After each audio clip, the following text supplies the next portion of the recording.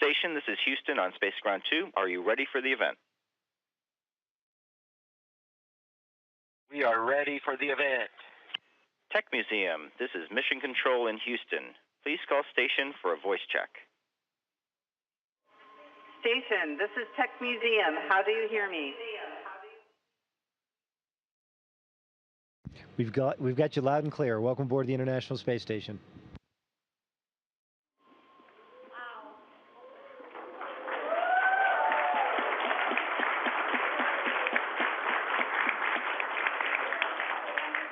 Good morning, Commander Dan and Flight Engineer Dawn. We are proud to be here from the Tech Museum San Jose with some special guests, our students from 5th grade, Washington Elementary School, also located down the street from the Tech Museum.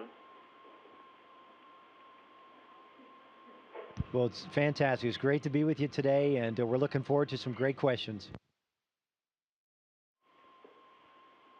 All right, we're ready to begin. Hi, my name is Esther, and my question is, when was the International Space Station launched? Well, the first piece of the International Space Station was launched in November of 1998. So we've got over 13 years of runtime. We had the first crew come aboard Space Station, permanent crew that's been living here like we do right now, in late 2000, towards the end of the year in 2000.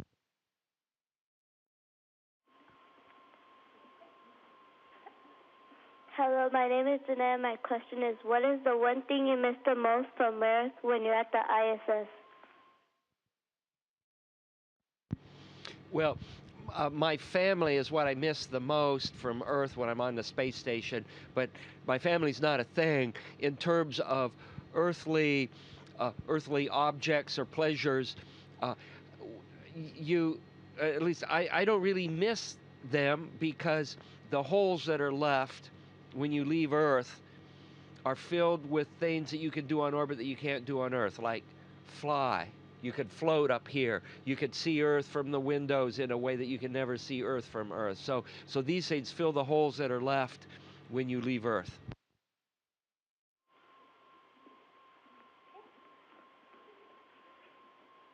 My name is Arandi, and my question is, who inspired you to become an astronaut and why?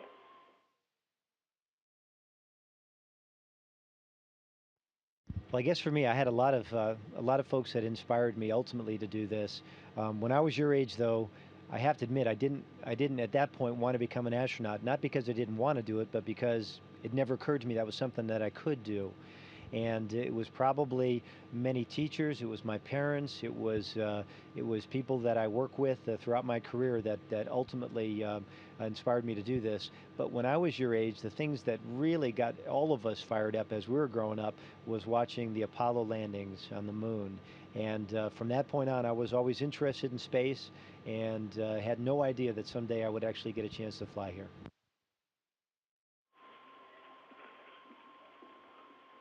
Hi, my name is Sophia. My question is, what is the greatest satisfaction you have ever had in your job?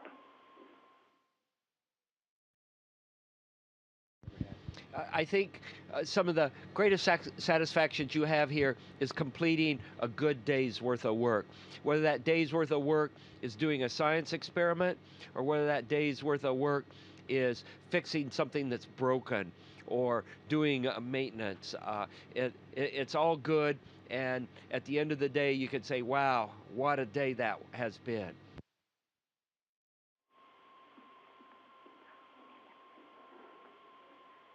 Hi, my name is Erica. My question is, what was the worst thing that has happened to you in space?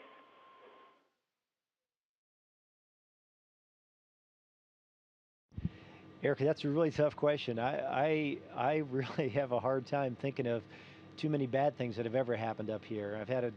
I've been able to fly a couple times on a space shuttle, and helping to build the space station, and now I've been able to live here for several months already, and every day is wonderful. I guess one of the hard things to take is when it comes time to actually leave, because it is really a wonderful place to be. And when it comes time to come home, part of you just cannot wait to see your family. Part of you is also saying, gosh, I'm going to miss those views of Earth. I'm going to miss floating around on station. I'm going to miss doing the science.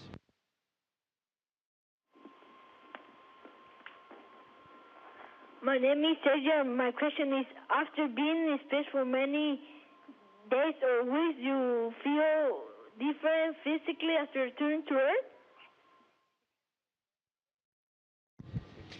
When we return to Earth, at least for me, it takes me a while to get my Earth legs back, maybe a day or two, and it's kind of like sailors getting their sea legs after they come off of a ship.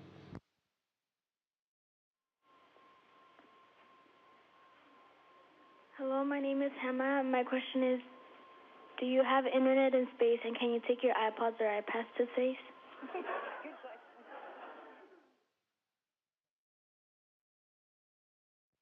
Well, Hannah, I don't own an iPad yet, and I certainly don't have one up here.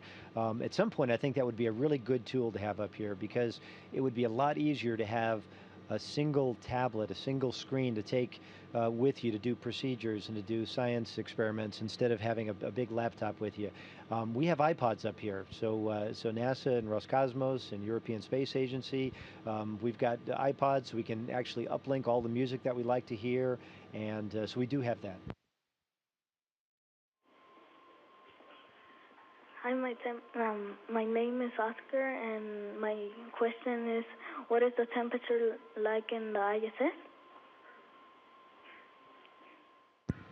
Oh, the temperature at space station. I happen to have a machine right here which measures the temperature, and it shows it's 22 degrees right now. That's in centigrade.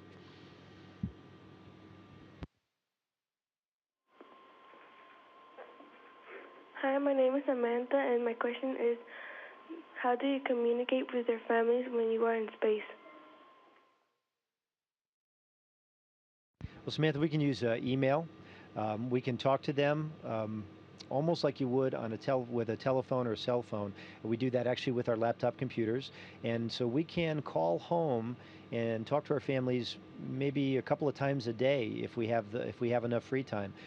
We can also talk to them and see them at the same time at least once a week. So we can actually get a picture of them on a laptop screen, and they can have a picture of us, and we can actually take them on a virtual tour, fly through the space station, and bring that laptop with us. But it's not like being home, but it's still pretty good just the same. My name is Daniel, and how and when does the ISS come back to Earth? Oh, space station is made to never come back to Earth, at least in one piece. What's going to happen is space station, we can continue to maintain it, occupy it, repair it, and refurbish it. And when it's time to move on to the next phase of our space program, space station as a whole will be deorbited, and it'll burn up in the atmosphere somewhere probably over the Pacific Ocean. Hello, my name is Francisco, and my question is going to the bathroom or taking a shower in space different than on Earth?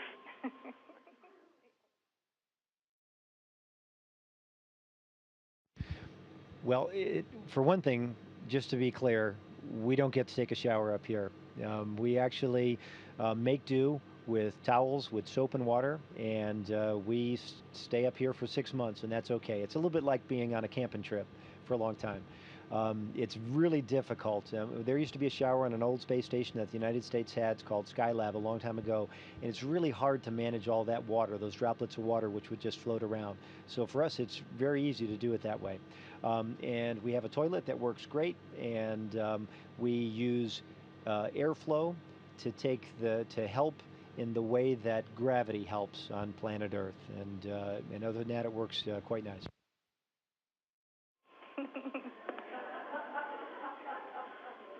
Hi, my name is Eduardo Escamilla, and my question is, what made you decide to become an astronaut?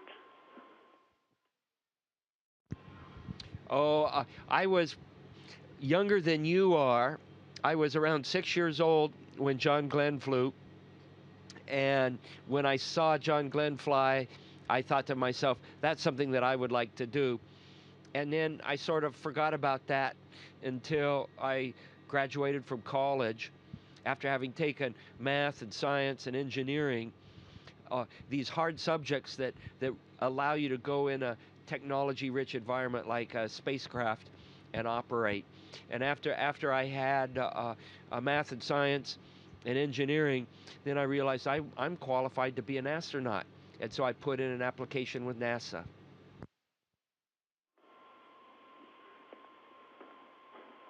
Hi, my name is Ivan, and my question is, when you were training, was it hard? Did you ever feel like giving up because it was hard?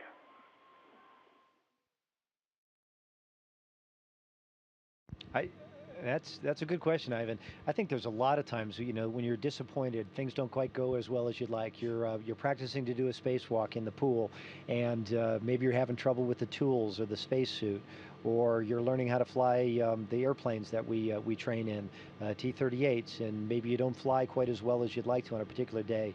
I would not say that there was ever a time I wanted to give up, though. All the things we do, and there's such a wide variety of things, are so much fun that I just feel privileged and so lucky every day that I get to do the things I do.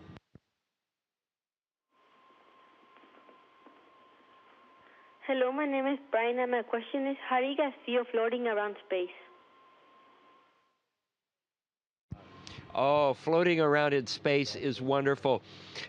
Dan is going to illustrate some things that are really hard to do when you're on Earth, and it's a wonderful experience to be able to be truly weightless and move around without the confines of your weight.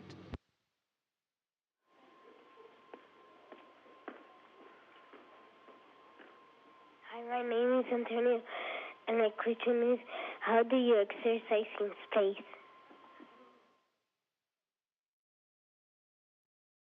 But that's really important for us to do, exercise in space. When we're here in space, we're essentially weightless. That is, the weight that we'd ordinarily feel if we're standing on planet Earth is offset by the orbital motion that we and the space station and all the things around us have. So that force is counterbalanced. So we're essentially free floating. And what that means is our muscles don't have to be strong, our bones don't have to be strong, our hearts don't have to pump a lot of blood to do the things we do up here, which means if we just let things be, our bodies would adapt to this, and it would be very difficult to be strong enough to be healthy when you came back to Earth. So for us, we exercise almost 2.5 hours every day, and we do running on a treadmill or bicycling on a bicycle that's right here in this laboratory with us, and we also do weight training using a special machine that uses vacuum, big pneumatic or air-powered cylinders that actually make it feel like lifting weights would be there, and that keeps us healthy.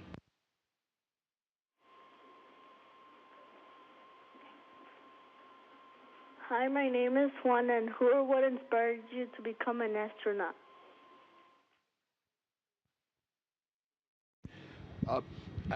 For me, I think it was self-motivation after watching John Glenn fly in space, and then the other astronauts that followed John Glenn, watching the lunar program. When I saw that, it made me say, wow, this is a really cool thing to do. And then I took math and science and engineering in college and did well in that. And that's the key to doing everything cool in life. And it was also the key that opened up the door for me becoming an astronaut.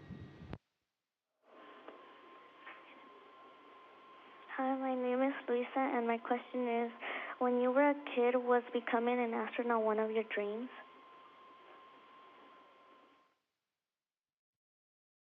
I think when I was a kid, I wanted to be an astronomer. The space-related thing that I was interested in was astronomy, and I also wanted to be a Coast Guard person who went out on small boats, Coast Guard small cutters, and rescued people on stormy nights and things like that. And I was very lucky to get a chance to do both of those things.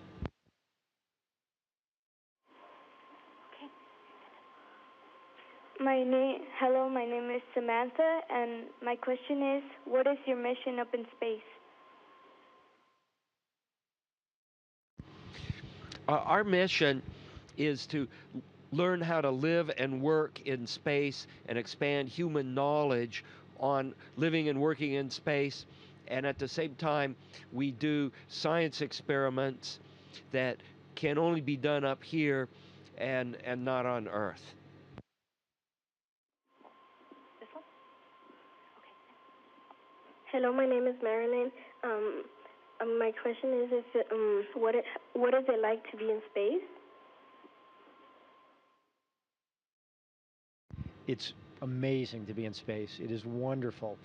We get to wake up in the morning and fly like Superman down this, 100 feet down the space station, make breakfast. We get to float over to a window where we can actually float up into, actually, it's almost like a glass bubble where we can see the Earth going by. And we can see from horizon to horizon, 360 degrees all around us, thousands of miles. We get the chance to do incredible science experiments with really, really smart people all around the world that are helping to do the research we do here. We get to work on things and repair things when things don't quite go as well as we'd like hardware-wise. We get to do spacewalks sometimes. We get to do robotics operations sometimes. In short, every day is different. Every day is wonderful. And it's one of the neatest parts about being an astronaut. Hi, my name is Jonathan. Do you get to cook your favorite food in space? We really don't cook our food. We have food that's more like camping food. And so it comes in pouches and it comes in envelopes that are freeze-dried. And we either inject hot water into it or room temperature water, or we put it in a food warmer, which looks a little bit like a suitcase, and just warm it up. And then we rip open the package and chow down. Hi, my name is Jesus Maro. My question is, what does the space smell like?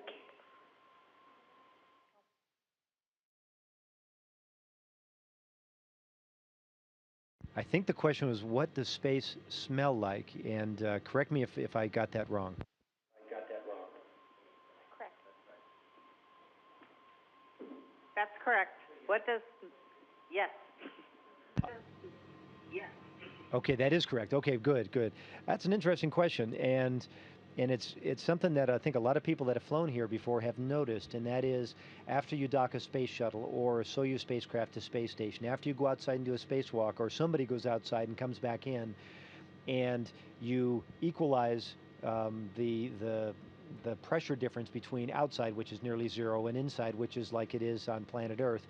You get a chance to smell something that's a little bit metallic smelling, a little bit oily smelling maybe, and there's some theories on what that actually is.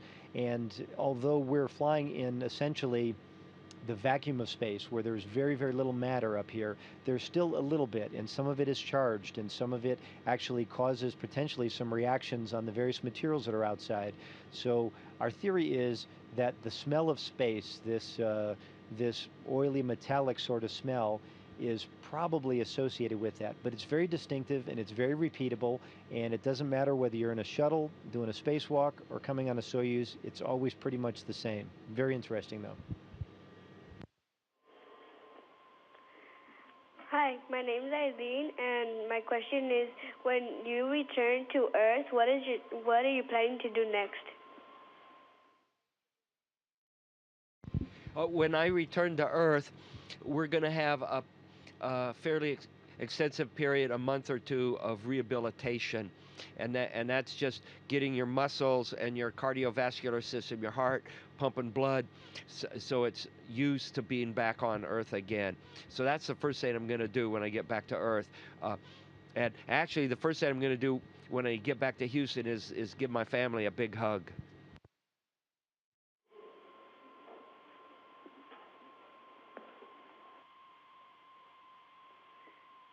Thank you, everybody, for participating in this event. I'd really like to thank Commander Dan Burbank and Flight Engineer Don Pettit. It's been an amazing experience for here at the Tech Museum in San Jose, and it's just been amazing. Thank you.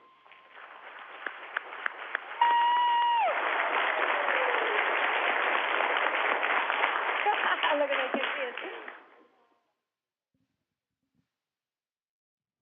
Station, this is Houston ACR. Thank you. That concludes the event. And thank you, everybody at the Tech Museum. Station, we are now resuming operational audio communications.